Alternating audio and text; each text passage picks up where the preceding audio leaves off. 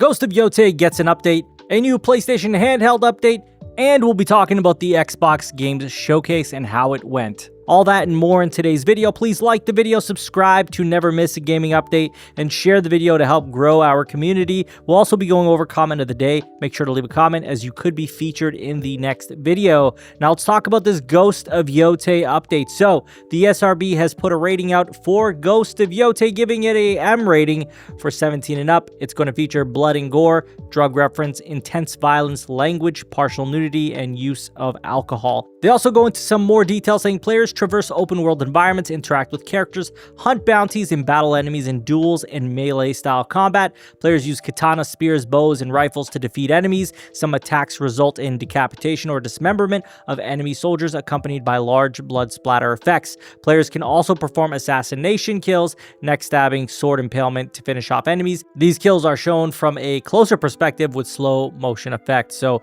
a lot of detail there on how this game will be as far as combat and the type of weapons we'll be seeing already just in this ESRB rating. But there's another piece of information that I think is going to surprise some people. So it says, during the course of the game, a female character's exposed buttocks is depicted in a hot spring. So a lot of us question whether this would be the case, being that it's a female character, and Sony seems to be a little more heavy on the censorship for female characters. And here it is. I guess they aren't going to. You're still going to have the hot spring scenes, and you're going to have more than likely the main character Atsu go into the hot springs, and you're going to see the backside or the naked backside of this character. So if that's what you're looking forward to, it looks like you'll be getting that at the very least. Outside of that, it also says that players can purchase and consume sake throughout the game, resulting in screen blurring effects. Players' characters can also participate in a drinking game. The game includes an opium reference in the dialogue as well as the word bullshit. So a lot of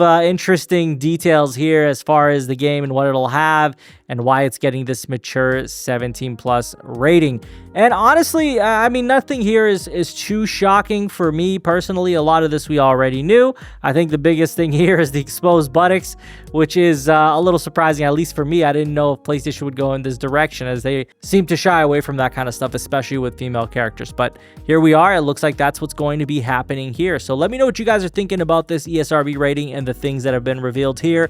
Are you excited for any of this stuff? How are you feeling? Let me know down below. Back from the grave to slaughter the Mongols.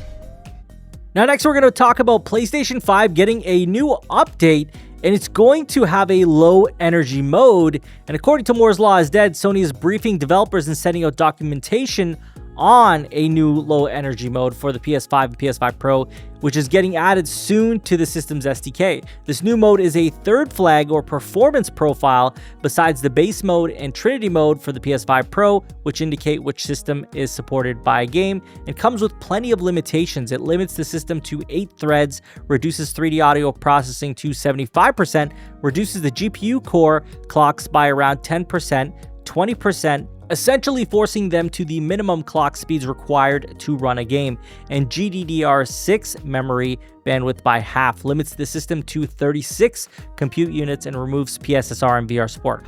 All of these limitations reduce power consumption by around 20% and 30% while keeping 90% of the console's capabilities without breaking backward compatibility. Interestingly enough, the documentation provided to developers encourages them to have proper VRR support.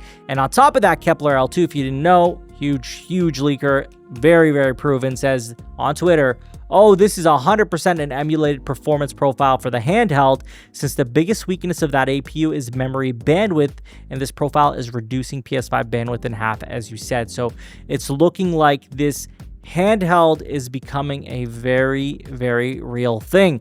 And if you don't like that idea, I wouldn't worry too much, as you're going to still be able to have your powerful consoles that you want, whether it be the PS5 Pro or PS6, which is I imagine this handheld product will launch alongside a PS6.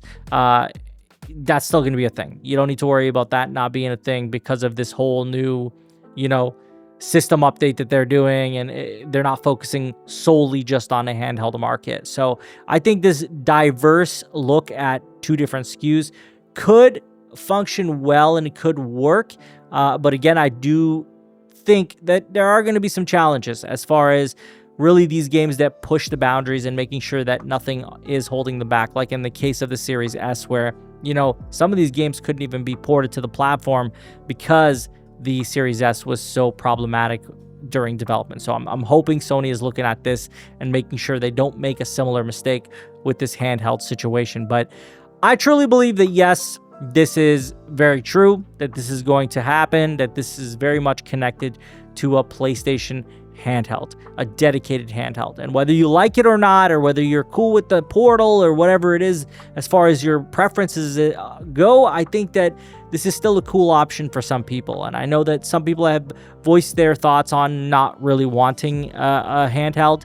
But I think in this case, as long as it's still playing the PS5 games and PS4 games, and there isn't going to be a dedicated library for this platform, which there isn't because we know that they don't have the resources for that or the want to do that, then I think that this is just fine. And I'm actually very much okay with this myself. I would be interested in getting one if it is what I think it's going to be, which obviously remains to be seen just yet. As far as the low energy mode goes, I just don't know who this would be geared towards. As far as PS5 and PS5 Pro users, I mean, typically speaking, we want to use all the power we can out of these systems. So outside of this being a practical use for it, I just don't see anyone being like, I'm going to use low energy mode. But I'll pass this on to you guys. Let me know what you guys think of this low energy mode. Would you use it?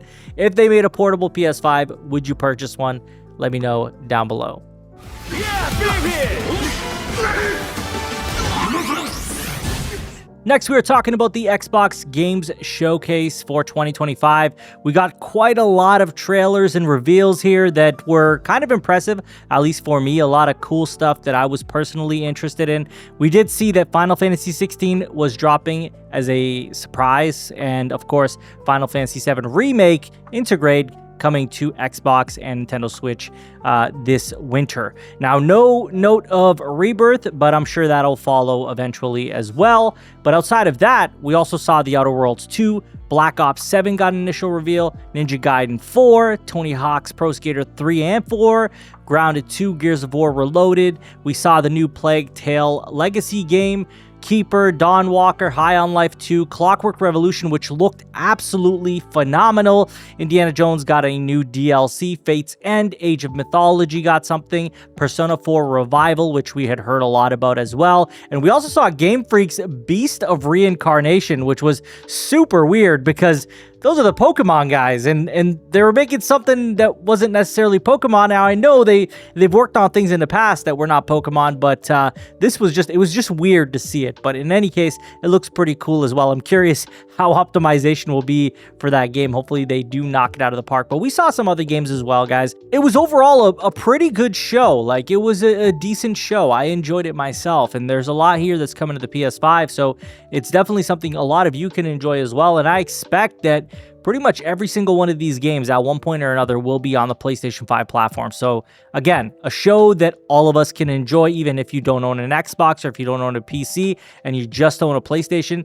These games will eventually all come to PlayStation in just a matter of time. But there was quite a lot of pure third-party announcements as well, with Persona, for example. We also saw the Xbox handheld, the ROG Ally, the Xbox version, which obviously is not that big handheld reveal that, you know, a lot of people were waiting for, but of course it was the one that we were expecting. And we also got the teaser for the new Silksong to come out at the end of this year. We'll see if that actually happens, but yes, Silksong is actually apparently due out by the end of this year, obviously day one on Game Pass, but also going to be on the PlayStation 5 as well. You can very well expect that most of these games will end up there. Overall, the Xbox Game Showcase, I think, was a W. I think Summer Game Fest was a W, and I think the State of Play was a W. There was something there at every single show that I was interested in, at least one or two games that I was like, yes, this is something I want. When it came to the State of Play, obviously, I loved that new Marvel game that Arc System Works is working on. Like, that game just looks phenomenal. Pragmata, another one that I really am looking forward to. Those two games alone were enough for me for the State of Play. As far as Summer Game Fest goes, the Onimusha game and obviously Resident Evil as well, both look pretty awesome. And also that Game of Thrones RTS game looks pretty sweet. And as far as the Xbox Game Showcase goes, Ninja Gaiden 4 is interesting for me. Gears of War Reloaded, obviously I have played the originals, but still, Clockwork Revolution, super interested in that. From the jump when they showed that game, I was intrigued. And so here I am, really interested in waiting for Clockwork Revolution, although it does not have a time frame or a window where it will be dropping. So we'll be waiting a while for that. But yeah, it's been a good Summer Game Fest week, guys. We got some good shows. There were some good games at every single show. And I really think that I'm personally walking away pretty happy with this week. Was it the best week of games ever? No, but it was definitely a good week of games, and I'm excited to see what happens as far as, you know, these games dropping eventually and getting to experience them. So let me know what you guys thought of the Xbox Game Showcase. Let me know what you thought of Summer Game Fest, and also, if you haven't already, let me know what you thought of the State of Play. Lastly, we're going to talk about comment of the day, which comes from Brian McSwain8932, who says, not every game is going to be in your wheelhouse. Doesn't mean the games or the show was bad. I thought it was a great show, 8.5 out of 10, which is in reference to the State of Play. And honestly, this is pretty much the way I think most people should look at it as far as any show goes, including the Xbox show that's happening, right? If you can get one game, two games that you see there that you're like, you know what, that looks interesting, I think I'd like to play that, I think that's a solid showing, because in truth, like, these things are supposed to be broad. They're supposed to be very, very different as far as what they offer from game to game. Like, you don't want a whole showcase of just like the same genre or the same types of games, right? You want something that brings in a broad spectrum of genres, of art styles, of everything, right? Like, you want to see a variety of things, because you want to be able to hit all your different demographics. And if you can't hit all your different demographics and you're just trying to hit one, well, chances are you're actually going to disappoint even more people. So in reality, these shows, even if one of these or two of these games are hits for you, then that's enough. And I noticed a lot of people in the comment section were actually of the same mindset, right? This thinking that, you know, I'm not expecting every game to be something I'm interested in, but I'm looking for a couple announcements at least to catch my interest. Another comment that I felt was mentioned quite heavily here amongst like all these other comments is that PlayStation's first party absence was really felt. And I can understand that. I can understand why somebody might say, hey, you know what? We could have used one first-party studio announcement, right? Ghost of Yotei would have been it, but they decided to just say, hey, we're going to do a full State of Play just for this game in July. And then there was some people who didn't like that. But personally speaking, they do it quite often. And I mean, the last time they did it was with Borderlands 4. So it shouldn't be a big shock when they do something like that with, say, a Ghost of Yotei announcement as well. Nonetheless, guys, hopefully, you know, across the State of Play, Summer Game Fest, we got the Xbox Showcase coming up as well. Hopefully you found one game that really interested you or piqued your interest and you're like, yeah, I'm buying that game. And that in itself is exciting.